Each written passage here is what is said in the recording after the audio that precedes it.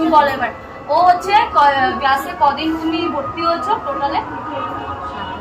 7-8 মাস ভর্তি হয়েছে। আগে ওর অনেক রকম প্রবলেম ছিল, কি কি প্রবলেম ছিল বলো? আমার আগে ফাইনাল যখন আমি মাস্টার ভর্তি হয়েছি, আমি 50 পাউডার ওষুধ খাই, থাইরয়েড আমার হাঁটু ব্যথা, ঘাড়ের একটু একটু সরে আসো। অনেকই প্রবলেম ছিল। এখন আমার কোনো থাইরয়েড নেই, আমি খুব ভালো আছি।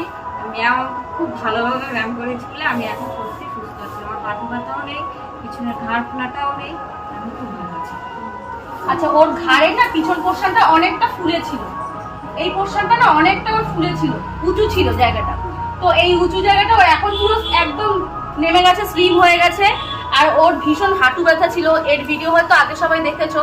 তো এর হাঁটু ব্যথাটা এখন ঠিক হয়ে গেছে। ইভেন ওর থাইরয়েড ছিল অনেকটাই, 50 পাউডারের ওষুধ খেত, এখন থাইরয়েডটা একদম নর্মাল হয়ে গেছে, তাই তো? নেই, একদমই নেই।